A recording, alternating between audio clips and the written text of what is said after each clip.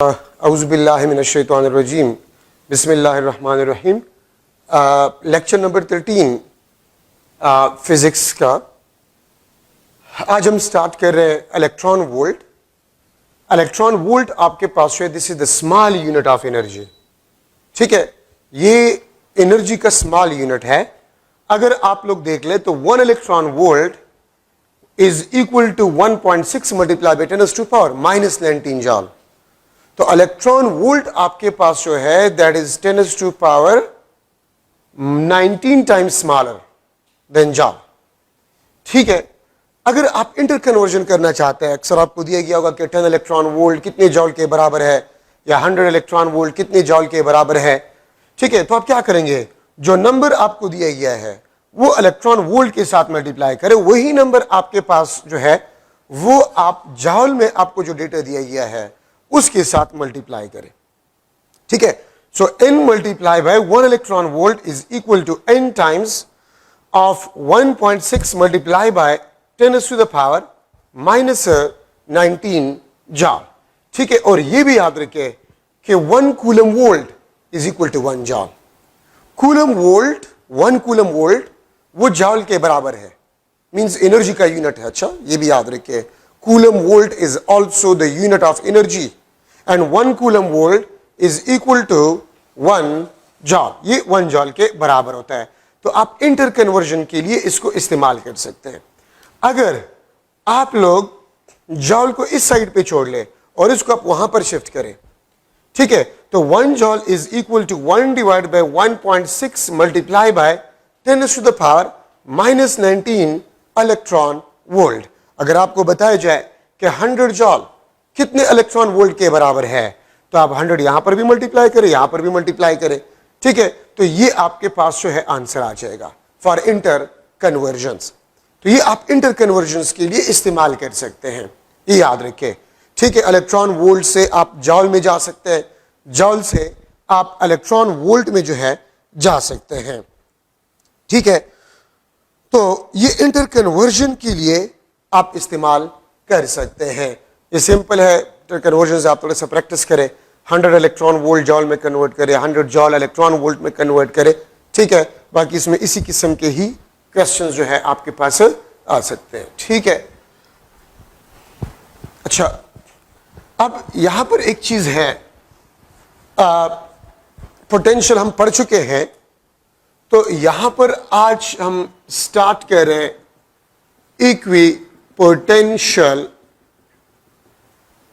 Equipotential surface और equipotential line. ठीक है,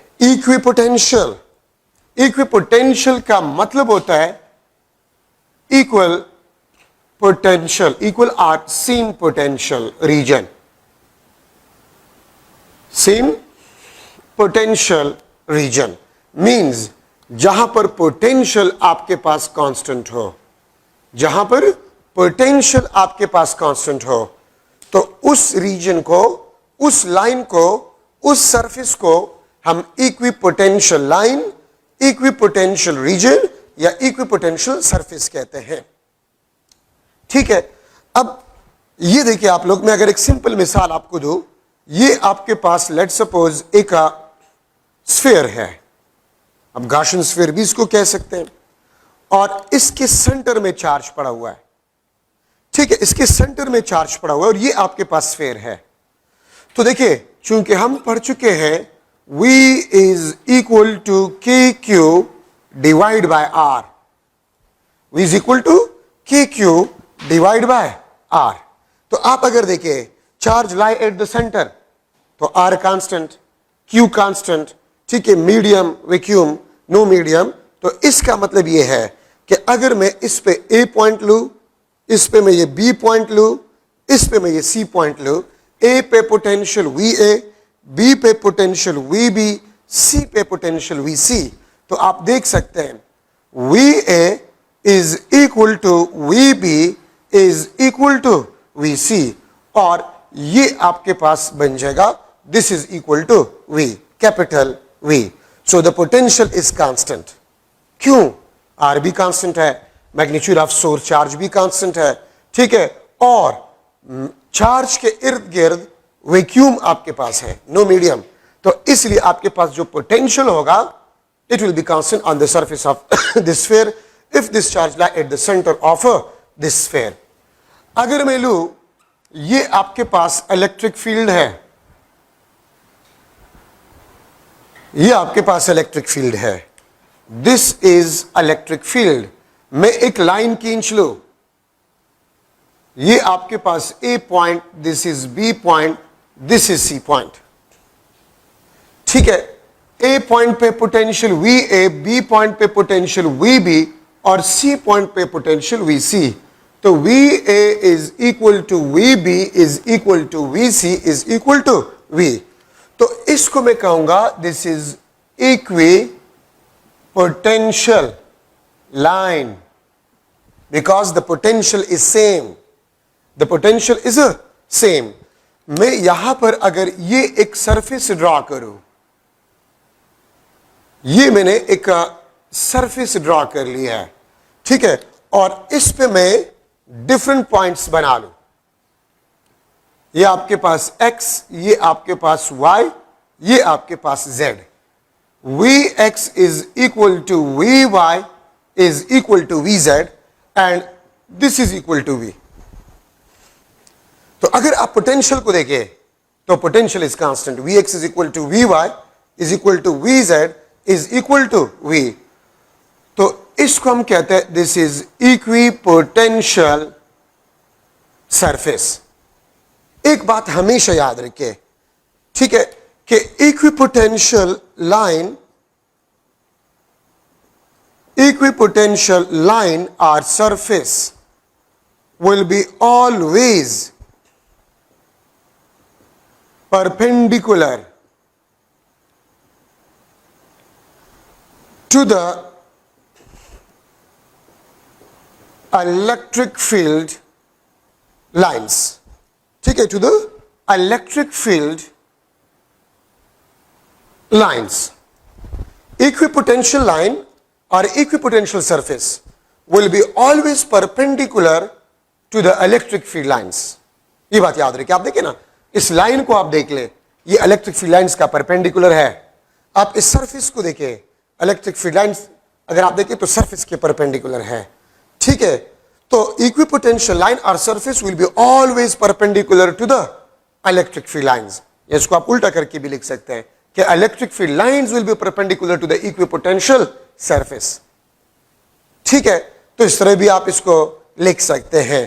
तो ये आपके पास इक्विपोटेंशियल सरफेस, वो आपके पास इक्विपोटेंशियल लाइन आपके पास बन गया है, ठीक है, ये याद रखिए। अच्छा, अब अगर मैं एक लाइन इस तरह बना लूं, ये आपके पास एक लाइन है, ठीक है, ये आपके पास डी, ये पॉइंट आपके पास ई, तो याद रखिए इस डी और ई पॉइंट पे पोटेंशियल आपके पास सेम नहीं होगा, V D will be not equal to V E. D point पे जो पोटेंशियल है और ई पॉइंट पे जो पोटेंशियल है, याद रखिए वो आपके पास सेम नहीं है। क्यों? क्योंकि ये आपके पास परपेंडिकुलर नहीं है, ठीक है, और परपेंडिकुलर नहीं है तो फिर इक्विपोटेंशियल लाइन ये क्यों नहीं है? अगर आपसे कोई पूछे तो आपका जवाब क्या होगा?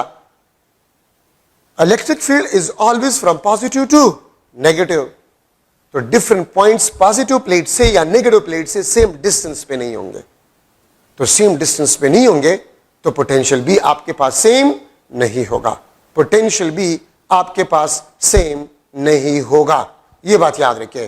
तो these are the important points. अच्छा देखिए आपके बुक में लिखा है एक वर्ड, कंटूर का वर्ड लिखा है ये आपके बुक में, कंटूर। याद रखिए कंटूर आपके पास जो है, कंटूर आपके पास जो है वो एक थ्योरेटिकल लैंग्वेज में वर्ड है जिसको हम क्लोज्ड पाथ कहते हैं, जिसको हम क्या कहते हैं? क्लोज्ड पाथ कहते हैं। तो याद रखिए अगर आप चार्ज के इर्द गिर्द आप कुछ सर्कल्स ड्रॉ करें, कुछ क्लोज्ड पाथ ड्रॉ करें, ये आपके पास क्लोज्ड पाथ है, ये आपके पास क्लोज्ड पाथ है, इसके सेंटर पे मैंने एक चार्ज रखा हुआ है। तो ये आपके पास इक्विपोटेंशियल सर्कल्स है, जिसको कंटूर का नाम भी दिया गया है। ठीक है, जिसको कंटूर का नाम भी दिया गया है। ठीक है, क्यू सेंटर पे लाई कर है, ये आपके पास इक्विपोटेंशियल सर्कल्स है, इक्विपोटेंशियल सर्कल्स है। याद रखें, अगर मैं इस पे कुछ पॉइंट्स लूं, इस पे मैंने एक पॉइंट ले लिया, दिस इज ए, इस पे मैंने एक पॉइंट लिया, दिस इज बी, और इस पे मैंने एक पॉइंट लिया, दिस इज सी। अगर आप देखें तो distance of these points are different from the source charge. तो ये इक्विपोटेंशियल सर्कल, ये इक्विपोटेंशियल सर्कल, ये इक्विपोटेंशियल सर्कल, ठीक है, लेकिन ए और बी और सी पे पोटेंशियल आपके पास सेम नहीं होगा। ठीक है, ए बी और सी पॉइंट पे पोटेंशियल आपके पास सेम नहीं होगा। ठीक है, तो ये डिफरेंट इक्विपोटेंशियल सर्कल्स है। एक बात याद रखिए, आपके बुक में अगर आप देखिए अंडरलाइन करें कि लिखा गया है कि आप अगर चार्ज से दूर जा रहे हैं तो इक्विपोटेंशियल सर्कल्स भी एक दूसरे से दूर जाएंगे, और अगर आप चार्ज के नजदीक आएंगे तो इक्विपोटेंशियल सर्कल्स भी एक दूसरे के नजदीक है। देखें, अगर मैं एक और इक्विपोटेंशियल सर्कल बना रहा हूं तो इसके दरमियान सेपरेशन देखे वो बढ़ रहा है। ठीक है, तो ये चार्ज के नजदीक इक्विपोटेंशियल सर्कल्स के दरमियान सेपरेशन कम होता है, और अगर आप सोर्स चार्ज से दूर जा रहे हैं तो इक्विपोटेंशियल सर्कल्स के दरमियान डिस्टेंस बढ़ता जाता है। इसमें एक इंपॉर्टेंट एमसीक्यू पॉइंट है। ठीक है, इसमें एक एमसीक्यू पॉइंट है, आप गौर से इसमें देखें।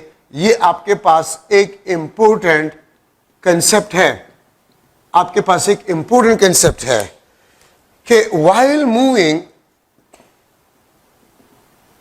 moving charge on equipotential line or circle or surface, work done will be zero. This is important concept.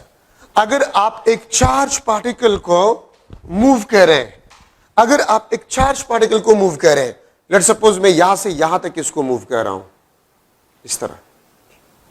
ठीक है, चार्ज पार्टिकल को मैं इस बी पॉइंट से एक्स पॉइंट तक मूव कर रहा हूं, सेम इक्विपोटेंशियल सर्कल पे, तो work done will be zero.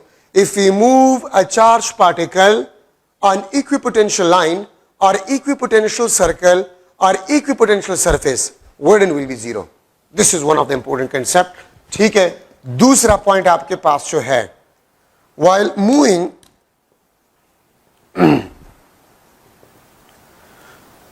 moving charge from one equipotential surface or line, ठीक है, और circle to another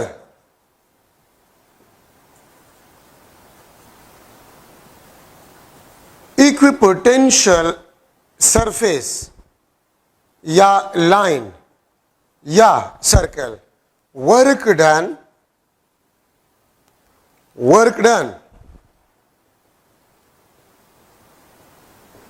will be non zero. Work done आपके पास जो होगा it will be non zero, और वर्क डन आपके पास जो होगा it will be equal to Q delta V. Work done will be equal to Q delta we.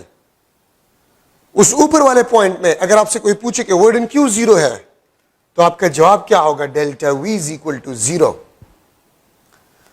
Equipotential circle, equipotential line या इक्विपोटेंशियल सरफेस पे पोटेंशियल कांस्टेंट होता है। तो अगर पोटेंशियल कांस्टेंट होता है तो पोटेंशियल डिफरेंस जीरो होता है। पोटेंशियल डिफरेंस क्या होता है? जीरो होता है। और अगर पोटेंशियल डिफरेंस जीरो हो तो work done will be zero. लेकिन सेकंड पॉइंट में देखें, यहां पर potential difference will be not equal to zero. अगर आप यहां से एक चार्ज पार्टिकल को ले जा रहे हैं। ठीक है, मैं अगर लिख लूं फ्रॉम ए टू सी, तो आप देख सकते हैं delta V will be not equal to zero, और अगर डेल्टा वी नॉन जीरो है तो वर्डन आपके पास होगा it will be not equal to zero. तो आप एक इक्विपोटेंशियल लाइन से दूसरे इक्विपोटेंशियल लाइन तक चार्ज को मूव करें, या एक इक्विपोटेंशियल सरफेस से दूसरे इक्विपोटेंशियल सरफेस तक चार्ज को मूव करें, तो फिर वर्डन नॉन जीरो होगा। क्यों? पोटेंशियल डिफरेंस नॉन जीरो होगा। लेकिन अगर आप सिंगल इक्विपोटेंशियल लाइन पे, आप सिंगल इक्विपोटेंशियल सरफेस पे, ठीक है, या आप सिंगल इक्विपोटेंशियल सर्कल पे चार्ज पार्टिकल को मूव करें, तो equipotential single surface means potential constant, तो पोटेंशियल डिफरेंस क्या होगा? जीरो होगा। और अगर पोटेंशियल डिफरेंस जीरो होगा तो वर्डन आपके पास क्या होगा? जीरो होगा। So these are two important points in this equipotential surface और इक्विपोटेंशियल टॉपिक।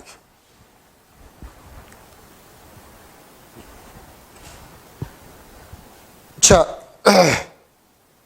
अब यहां पर हम डिस्कस करें, स्टार्ट करें कैपेसिटर। ठीक है, ये फर्स्ट चैप्टर सेकंड ईयर का लंबा चौड़ा है, ज्यादा बात है इसमें, तो इसलिए बोर नहीं होना। ठीक है, क्योंकि हर पॉइंट को मैं डिस्कस करना चाहता हूं। फर्स्ट चैप्टर ज्यादा टाइम लेता है सेकंड ईयर कोर्स में। ठीक है, अच्छा, अब लास्ट टॉपिक है इस सेकंड ईयर के फर्स्ट चैप्टर का, कैपेसिटर। कैपेसिटर आपके पास जो है, this is a device used to store electrical charges or electrical energy. Electrical charges or electrical energy. ठीक है, तो वो डिवाइस जो इलेक्ट्रिकल चार्जेस और इलेक्ट्रिकल एनर्जी स्टोर करे, उसको हम कैपेसिटर कहते हैं। ठीक है, आपके पास डिफरेंट टाइप्स ऑफ कैपेसिटर्स है, स्फेरिकल कैपेसिटर्स, सिलिंड्रिकल कैपेसिटर्स, ठीक है, पैरेलल प्लेट कैपेसिटर्स। याद रखिए, आपके बुक में अभी से जो मैं स्टार्ट ले रहा हूं, जितनी भी डिस्कशन है वो सारे के सारे पैरेलल प्लेट कैपेसिटर्स के लिए है। आपके बुक में स्फेरिकल कैपेसिटर्स के लिए बात नहीं है, आपके बुक में सिलिंड्रिकल कैपेसिटर्स के लिए बात नहीं है। आपके बुक में जितने भी डिस्कशन अभी हम करेंगे, ये सारे के सारे पैरेलल प्लेट कैपेसिटर्स के लिए है। और अगर आपसे कोई पूछे कि पैरेलल प्लेट कैपेसिटर इस सेकेंड ईयर कोर्स में, ठीक है, क्यों पढ़ाया जाता है? क्योंकि ये समझने में इंतहाई आसान है, डिमॉन्स्ट्रेशन में आसान है, कैपेसिटर्स के चार्ज के प्रॉपर्टीज को समझना आसान है, उसके बिहेवियर को समझना आसान है। ठीक है, तो इसलिए पैरेलल प्लेट कैपेसिटर को जो है वो यूज किया जाता है फॉर डिमॉन्स्ट्रेशन। बाकी हायर क्लासेस में स्फेरिकल कैपेसिटर्स को भी पढ़ाया जाता है, सिलिंड्रिकल कैपेसिटर्स को भी पढ़ाया जाता है, और मुख्तलिफ शेप्स को पढ़ाया जाता है। आपके कोर्स में वो नहीं है। आपके कोर्स में जितना भी डिस्कशन है, मैं बार बार आपको बता रहा हूं, that all is for parallel plate capacitor. ये तमाम के तमाम आपके पास जो है, ठीक है, ये पैरेलल प्लेट कैपेसिटर्स के लिए है। अच्छा, अब ये आप देखें, ये आपके पास पैरेलल प्लेट कैपेसिटर्स को हम आसानी के लिए दो पैरेलल लाइंस जिसका लेंथ इक्वल है, उससे हम इसको बनाते हैं। अब यहां पर हम एक प्लेट को पॉजिटिव के साथ अटैच करते हैं। This is plus minus, this is Vs, source का पोटेंशियल।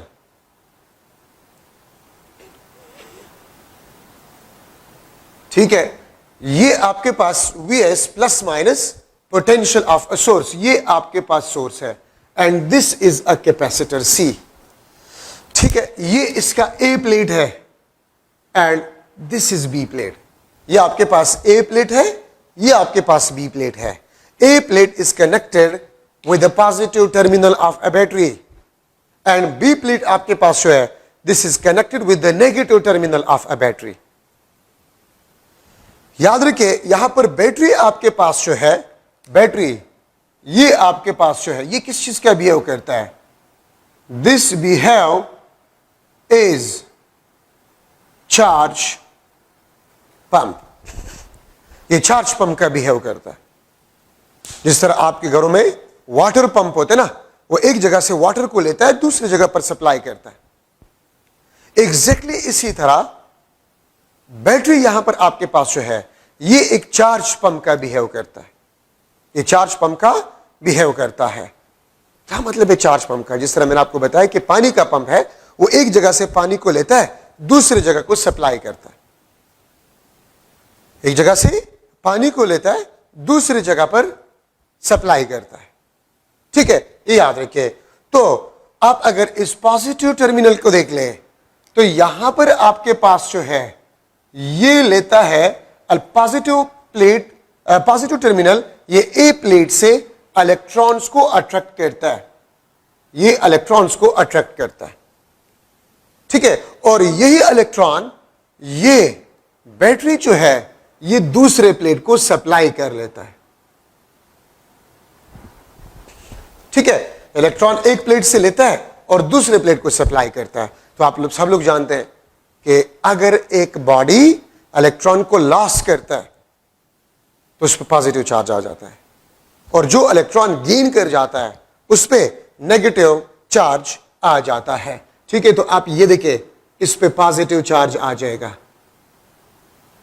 और इस पे आपके पास जो है नेगेटिव चार्ज आ जाएगा। जो प्लेट पॉजिटिव टर्मिनल के साथ अटैच हो, उस पे पॉजिटिव चार्ज आ जाएगा। ठीक है, मैं यहां पर इस पे चार्ज को प्लस क्यू लिख लेता हूं। ठीक है, और इस पे चार्ज को मैं लिख लेता हूं माइनस क्यू। तो ए प्लेट ने जितने इलेक्ट्रॉन को लॉस किया है, बी प्लेट ने उतने ही इलेक्ट्रॉन्स को गेन किया है। तो याद रखिए, आपके पास ए प्लेट पे जो पॉजिटिव चार्जेस है, that is same as the charges on another plate B, this is equal to Q. और इसके साथ हम लिखते हैं, this is the charge stored on each plate of capacitor. Charge is stored on each plate of capacitor. एक बात याद रखिए, मैंने आपको कंजर्वेशन ऑफ चार्जेस में बताया था कि the net charges produced during any process will be always zero. यहां पर भी अगर आप देख लें, नेट चार्जेस को अगर मैं देख लो, so net charges on a capacitor plus q minus q, this is equal to zero. Net charges आपके पास जो कैपेसिटर ने स्टोर किया है वो जीरो होगा। Plus q minus q is equal to zero. लेकिन the magnitude of charges on each plate of the capacitor, the magnitude of charges on each plate of the capacitor will be same. और इसको मैं लिख लेता हूं, this is equal to capital q. अगर a plate ने 1 coulomb charges को store किया है, तो बी प्लेट ने -1 कूलम चार्जेस को स्टोर किया होगा। अगर एमसीक्यू में आ जाए कि capacitor, the net charges stored by the capacitor will B dash, ठीक है, तो जीरो। लेकिन अगर एमसीक्यू में आपसे ये पूछा जाए कि the net charge stored on each plate of the capacitor, वो नॉन जीरो होगा। और वो क्यों होगा? तो कैपेसिटर में जहां पर भी जिस टॉपिक में आप कैपिटल क्यू को देखेंगे, so capital Q represent the magnitude of the charges on each plate of the capacitor, but the net charge stored is always zero.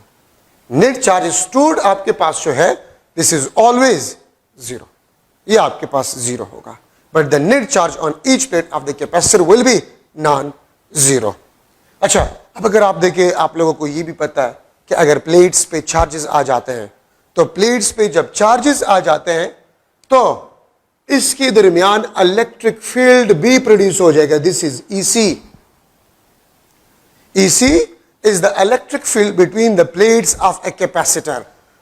तो आप देख सकते हैं, V C the potential between the plates of a capacitor, this is equal to EC and DC. This is the potential between plates of capacitor. ये आपके पास DC जो है, this is the separation between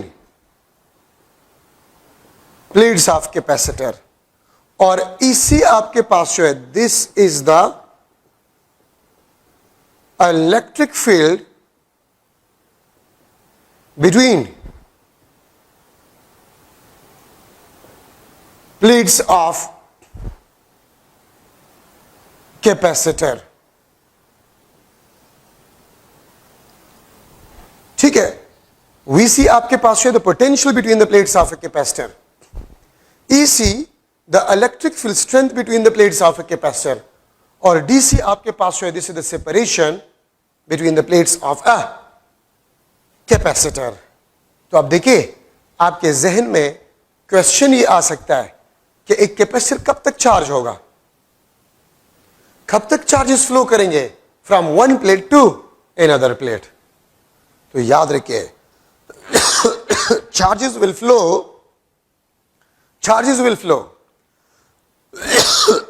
unless a potential between the plates of a capacitor is equal to the potential of a source।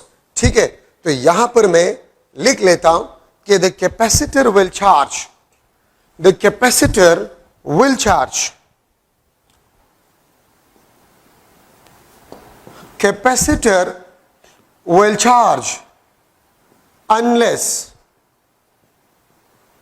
unless Vc is equal to Vs।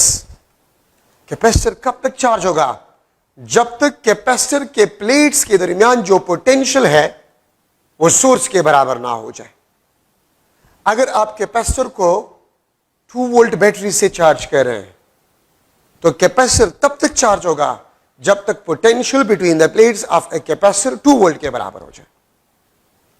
अगर आप 1 volt battery से capacitor को charge कर रहे हैं तो capacitor तब तक चार्ज होगा जब तक potential between the plates of a capacitor 1 volt ना बन जाए।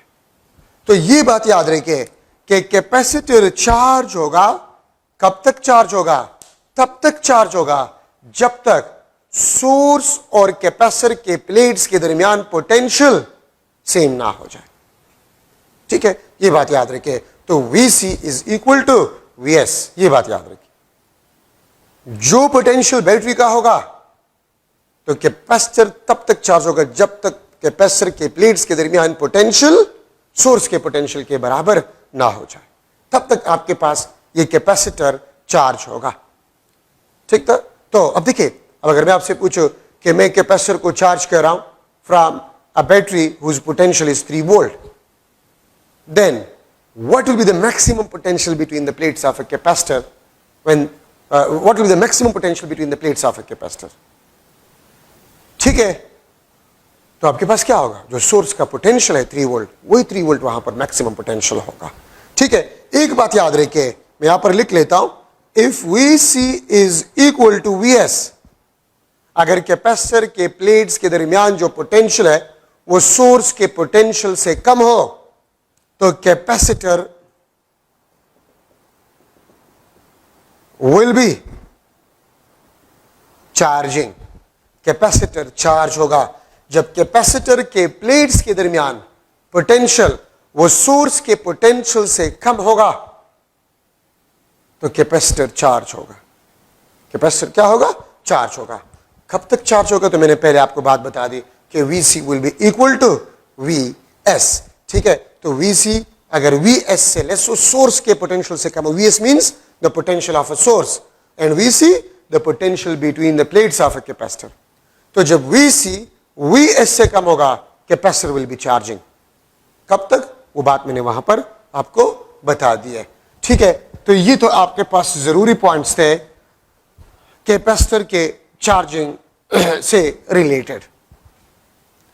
सही है, अब यहां पर है, आप लोगों ने ये पढ़ा है कि Q is directly proportional to potential. मैं जब पोटेंशियल की बात करूंगा इसका मतलब होता है Vs is equal to Vs is equal to V, Vs is equal to Vs is equal to V। ठीक है, Q क्या है, the magnitude of the charge stored on each plate of the capacitor, but maximum charges. Maximum charges stored by the capacitor will be directly proportional to the maximum potential between the plates of a capacitor या the potential of a source.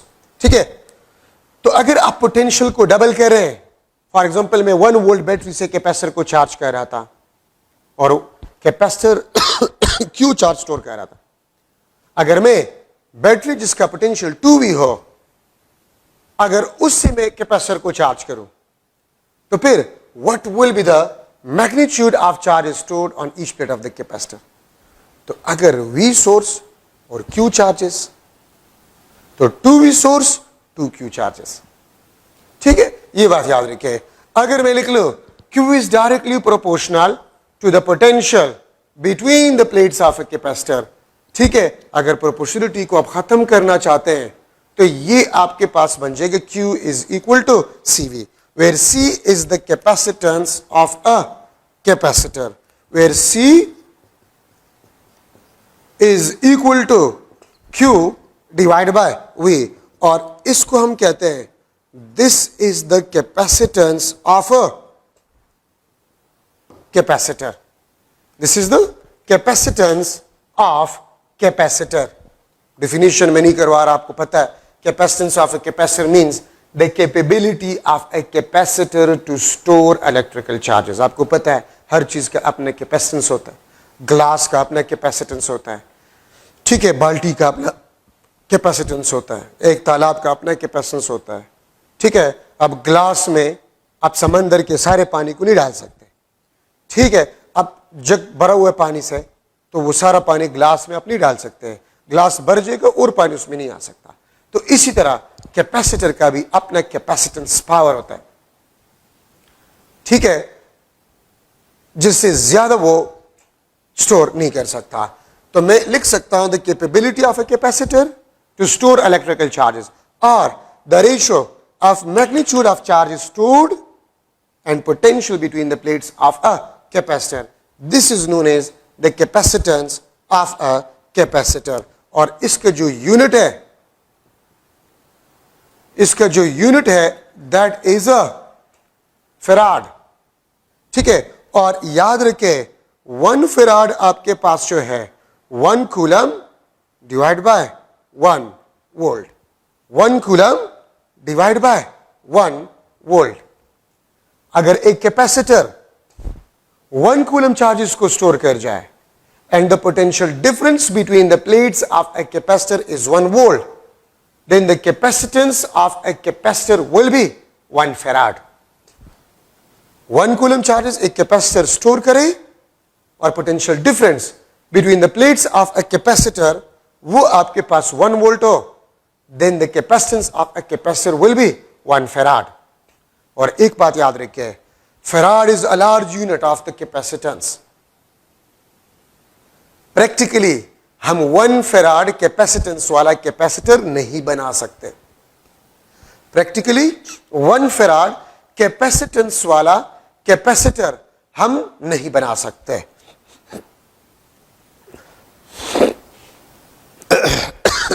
सही है, तो याद रखिए.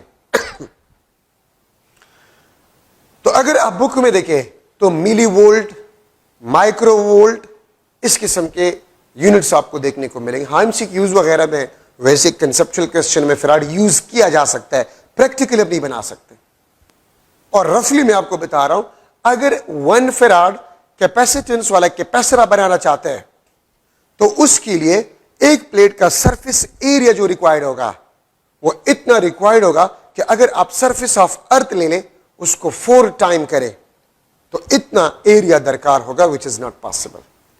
तो इसलिए 1 farad capacitance is a large unit and practically we cannot construct a capacitor of a capacitance 1 farad. ठीक है, तो ये बात याद रखिए. हाँ, हम जनरली कंसेप्चुअल जो है इसमें बना सकते हैं. अच्छा, अब कैपेसिटेंस जो है वो किस चीज पे डिपेंड करता है?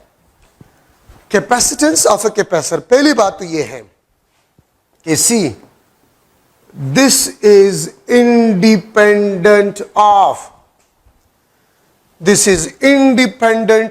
Q and V। Q और V से कैपेसिटेंस इंडिपेंडेंट है। इसका मतलब क्या होता है? इसका मतलब क्या होता है Q और V से इंडिपेंडेंट? ठीक है, तो देखिए, मैं अगर आप लोगों से एक क्वेश्चन करूं, एक MCQ में बना देता हूं, कैपेसिटर्स ऑफ 1 माइक्रोफैराड, बल्कि मैं इस तरह लिख लूंगा, 1 microfarad capacitor charge by a battery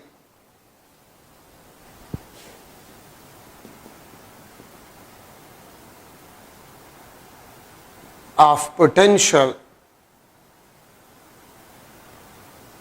V volt, मैं जनरल लिख लूंगा V volt. If we charge same capacitor by battery by 4V volt battery, ठीक है, by 4V volt battery, then capacitance of capacitor will be dash 1 microfarad capacitor charged by a battery of potential V volt. If we charge same capacitor by 4V volt battery, then capacitance of capacitor will be dash. मैं लिख लेता हूं, A option 1 microfarad, B option 4 microfarad, C option 16 microfarad and D option आपके पास जो है 0.25 microfarad.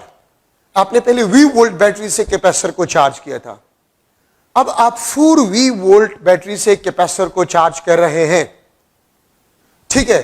तो आप ये बताएं, अगर आप 4V वोल्ट बैटरी से कैपेसिटर को चार्ज कर रहे हैं तो फिर कैपेसिटेंस क्या होगा कैपेसिटर का? तो अभी मैं डिस्कस कर चुका हूं कि Q और V से इंडिपेंडेंट है, तो capacitance will be remain same. ये आपके पास आंसर होगा। और अगर आपके जहन में आ रहा है क्यों, रीजन क्या है, क्यों, रीजन क्या है, तो रीजन आपके पास ये है कि Q is directly proportional to V। अगर आप पोटेंशियल को डबल कर जाए, so magnitude of the charge will be double. आप यहां से देखें ना, अगर पोटेंशियल को आपने डबल किया, सो magnitude of the charge will be double, तो 2 डिवाइड बाई 2, ठीक है। आपके पास रेशियो जो होगा it will be constant, it will be constant, ठीक है, ये बात याद रखिए। So the ratio will be always constant. अगर आप पोटेंशियल को डबल करें तो Q भी डबल होगा, अगर आप पोटेंशियल को 10 टाइम इंक्रीज करें तो Q भी 10 टाइम इंक्रीज होगा। So ratio will be always constant. Ratio आपके पास जो है वो हमेशा कांस्टेंट होगा, तो इसलिए मैंने लिख लिया कि Q और V से इंडिपेंडेंट होगा। हां, मैं आपसे ये भी क्वेश्चन कर सकता हूं कि मैं V वोल्ट बैटरी से मैंने कैपेसिटर को चार्ज किया और मैग्नीट्यूड ऑफ चार्ज वो Q कूलम थे। अगर मैं 4V वोल्ट बैटरी से कैपेसिटर को चार्ज करूं, ठीक है, तो फिर आपके पास जो है वो कितने चार्जेस को स्टोर करेगा, मैग्नीट्यूड ऑफ चार्ज स्टोरेज कितना होगा। तो अगर आप 4V वोल्ट बैटरी कह रहे हैं तो फिर आपके पास जो है 4Q चार्जेस भी कैपेसिटर स्टोर करेगा, ठीक है, ये बात याद रखें। So this is one of the model MCQ, ठीक है, ऑफ द कैपेसिटर। अच्छा, तो ये इसमें काफी जो है इंपॉर्टेंट पॉइंट है जो कि अभी मैंने डिस्कस किया, ठीक है। तो उम्मीद है आप लोगों को समझ जो है वो आ गया होगा, ठीक है। अच्छा, अब जहन में आप लोगों के जरूर जहन में आपका ये क्वेश्चन होगा कि मैग्नीट्यूड ऑफ चार्ज आपके पास, कैपेसिटेंस आपके पास जो है वो फिर किन चीजों पे डिपेंड करेगा? अगर Q और V पे ये डिपेंड नहीं कर रहा तो फिर किस चीज पे ये डिपेंड करेगा? ठीक है, जरूर कुछ ना कुछ इस तरह होगा कि जिस पे कैपेसिटेंस ऑफ अ कैपेसिटर जो है वो डिपेंड करेगा, जरूर है। पहले तो आपके पास ये जरूरी पॉइंट है जो मैंने आपको बता दिए। ठीक है, अब कैपेसिटेंस और उसका जो डिपेंडेंस है, कैपेसिटेंस एंड इट्स डिपेंडेंस। ठीक है, कैपेसिटेंस आपके पास जो है एंड इट्स डिपेंडेंस। ठीक है, कैपेसिटेंस आपके पास जो है और उसका डिपेंडेंस आपके पास जो है, ठीक है, वो किन चीजों पे डिपेंड करते हैं? कैपेसिटेंस ऑफ अ कैपेसिटर किन चीजों पे डिपेंड करता है? तो देखिए, मैं डायरेक्टली इक्वेशन लिख रहा हूं, इन लेटेस्ट क्लासेस में प्रूफ वगैरह नहीं होता है। ठीक है, डायरेक्टली कंसेप्ट्स होते हैं और एमसीक्यूज जो है वो ट्रिक्स होता है। ठीक है, आप लोगों ने पढ़ा है C is equal to A epsilon not divide by D। Capacitance of a capacitor is equal to A epsilon not divide by D। ये आपके बुक में इक्वेशन दिया गया है और मैंने स्टार्ट में आपको बताया कि कैपेसिटर के यहां पर जितनी भी इक्वेशंस है वो सिर्फ और सिर्फ पैरेलल प्लेट कैपेसिटर्स के लिए है। ये इक्वेशन आप स्फेरिकल या सिलेंड्रिकल कैपेसिटर के लिए इस्तेमाल नहीं कर सकते। दीज इक्वेशन जितनी भी अभी इसके बाद भी मैं डिस्कस करवाऊंगा, these all equations are for parallel plate capacitors. ये किसी और शेप के लिए आप इस्तेमाल नहीं कर सकते। ठीक है, ये यहां पर मैं इसके साथ वी लिख लेता हूं, when there is no medium। ठीक है, if we put medium between plates of a capacitor, तो फिर आपके पास Cm, this is equal to AEM divided by D, ये आपके पास AER epsilon naught divide by D आपके पास है। ठीक है, A permittivity of medium divided by D, separation between the plates of a capacitor। ठीक है, तो मैं यहां से लिख सकता हूं C आपके पास है, this is directly proportional to area of each plate of the capacitor. C is directly proportional to the permittivity of a medium। ठीक है, और मैं लिख सकता हूं C is directly proportional to the relative permittivity। ठीक है, C capacitance of a capacitor directly proportional to area and directly proportional to the permittivity of a medium या directly proportional to the relative permittivity। Our capacitance is inversely proportional to the separation between the plates of a capacitor। तो dear students, एक बात तो आप लोग ये याद रखें कि पहले तो अगर आप मुख्तलिफ एमसीक्यूज पेपर्स, प्रीवियस पेपर देखें, मुख्तलिफ बुक्स देखें, उसमें एमसीक्यूज आपको दिया गया है कि if I double the area of each plate what will happen to the capacitance of a capacitor. तो आप देख सकते हैं अगर आप एरिया को डबल करें कैपेसिटेंस विल बी डबल, अगर आप एरिया को हाफ करें कैपेसिटेंस विल बी हाफ। अगर मैं एरिया को भी डबल कर जाऊं और सेपरेशन ऑफ अ प्लेट्स को भी डबल कर जाऊं, small D separation between the plates of a capacitor, what will happen to the capacitance of a capacitor? What will happen to the capacitance of a capacitor? तो area को भी double करें, separation को भी double करें, तो 2 to cancel, capacitance will be remain same। अगर मैं एरिया को डबल कर जाऊं और सेपरेशन को हाफ कर जाऊं तो कैपेसिटेंस आपके पास क्या बन जाएगा? 4 times आपके पास बन जाएगा। अगर एरिया को मैं डबल कर जाऊं और सेपरेशन को 3 टाइम डिक्रीज कर जाऊं तो 3 ऊपर चला जाए तो 3 2 जा 6, कैपेसिटेंस आपके पास 6 टाइम्स बन जाए। आप मुख्तलिफ पेपर्स देके, टेस्ट देके, बुक्स देके, इससे एमसीक्यूज होते हैं, एरिया को चेंज करो, इतना चेंज करो तो कैपेसिटेंस कितना चेंज होगा। तो ये रिलेशन है आपके साथ, उसी से आप कर सकते हैं। ठीक है, तो मैं एरिया को डबल करूं, सेपरेशन को हाफ, कैपेसिटेंस 4 टाइम इंक्रीज होगा। ठीक है, अच्छा अब यहां पर देखिए ये इक्वेशन एप्सिलॉन नॉट, तो ये वैक्यूम के मौजूदगी में और ये मीडियम के मौजूदगी में। तो आप अगर देखिए इन दोनों इक्वेशन में सिर्फ और सिर्फ इस रिलेटिव परमिटिविटी का डिफरेंस है, तो मैं लिख सकता हूं Cm is equal to ER times of CV। तो जब आप मीडियम पुट कर लेते हैं तो capacitance of the capacitor will B increases. कितना टाइम इंक्रीज होगा? रिलेटिव परमिटिविटी टाइम्स आपके पास कैपेसिटेंस जो है वो इंक्रीज होगा। अगर आपने कैपेसिटर के प्लेट्स के दरमियान मीडियम रख लिया जिसका रिलेटिव परमिटिविटी 100 हो तो कैपेसिटेंस 100 टाइम इंक्रीज हो जाएगा। अगर आपने प्लेट्स के दरमियान मीडियम रख लिया जिसका कैपेसिटेंस 10 हो तो कैपेसिटेंस 10 टाइम इंक्रीज हो जाएगा। और यहां से मैं लिख सकता हूं रिलेटिव परमिटिविटी का डेफिनेशन ये भी बन गया आपके पास कि Cm divide by CV, the ratio of capacitance of a capacitor when there is a medium to the capacitance of a capacitor when there is a no medium is equal to a relative permittivity. ठीक है, अच्छा अब volume of a capacitor आपके पास जो है volume of a capacitor, तो volume of a capacitor आपके पास जो है this is equal to AD। A is the area of each plate of the capacitor, D the separation between the plates of a capacitor। तो अगर आप capacitor का area और कैपेसिटर का सेपरेशन मल्टीप्लाई करें आपके पास आ जाएगा वॉल्यूम ऑफ अ कैपेसिटर। और ये देखिए अगर मैं एरिया लूं तो वॉल्यूम डिवाइड बाय सेपरेशन, अगर मैं सेपरेशन लूं वॉल्यूम डिवाइड बाय एरिया। ठीक है, अगर मैं एरिया लूं वॉल्यूम डिवाइड बाय सेपरेशन और अगर मैं सेपरेशन लूं वॉल्यूम डिवाइड बाय एरिया, तो ये आपके पास आ जाएगा एरिया और सेपरेशन। तो देखिए थोड़ा सा आप लोग मैं आपसे ये क्वेश्चन कर सकता हूं MCQ के the equation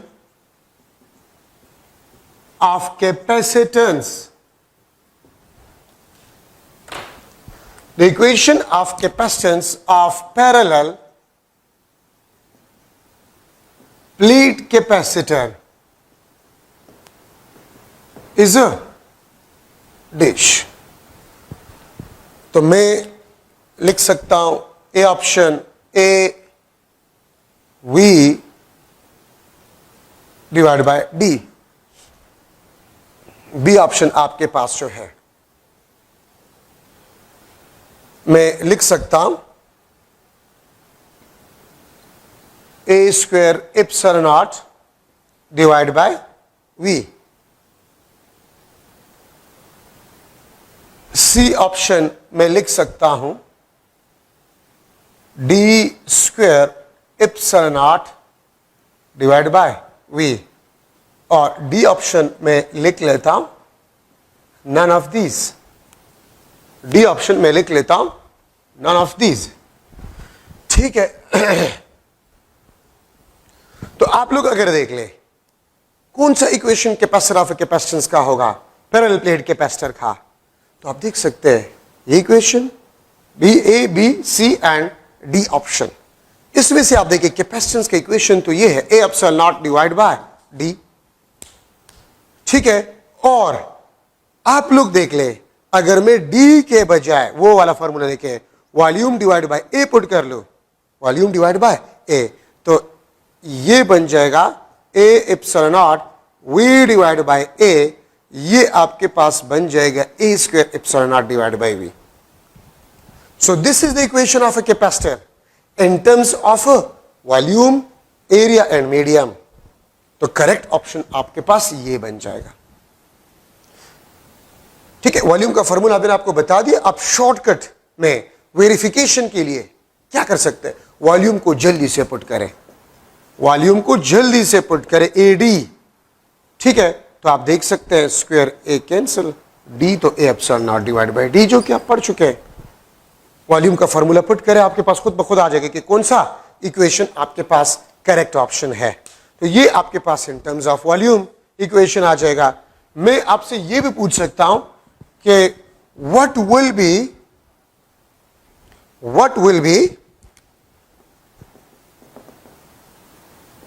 will be equation for capacitance of capacitor in terms of Coulombic constant, in terms of a Coulombic constant। तो मैं लिख लेता हूं ए ऑप्शन 4 पाई के ए 4 पाई के epsilon not divide by D. ठीक है, मैं लिख सकता हूं ए डिवाइड बाय 4 पाई के डी। सी ऑप्शन मैं लिख सकता हूं 4 पाई के ए डिवाइड बाय डी, और डी ऑप्शन आपके पास नन ऑफ दिस। यहां पर मैं आपको जो तरीका बता रहा हूं, देखिए आपके पास है k is equal to 1 divide by 4 pi epsilon not, 1 divide by 4 pi epsilon not. तो मैं एप्सिलॉन नॉट को लिख सकता हूं 1 डिवाइड बाय 4 पाई के। This is the permittivity of vacuum in terms of Coulombic constant. तो अब क्या करें, आप एप्सिलॉन नॉट के बजाय यहां पर इस एप्सिलॉन नॉट के बजाय अगर आप पुट करें तो a डिवाइड बाय 4 पाई के डी, a डिवाइड बाय 4 पाई के डी। तो ये इक्वेशन अपने पास नोट भी करें और याद भी करें, ठीक है, कि ये आपके पास परमिटिविटी ऑफ वैक्यूम का इक्वेशन है इन टर्म्स ऑफ कूलम्बिक कांस्टेंट। ठीक है, सो इंशाल्लाह उम्मीद है आज का लेक्चर आप लोगों ने गौर से सुना होगा। ठीक है, कल में नेक्स्ट लेक्चर में इंशाल्लाह मैं जो है करवाऊंगा कॉम्बिनेशन ऑफ कैपेसिटर, जरूर देखें। ठीक है, combination of capacitors, energy stored by the capacitor, ठीक है, ये और energy stored by the capacitor. तो इसको जरूर एक दफा पढ़े नेक्स्ट लेक्चर से पहले। Thank you so much.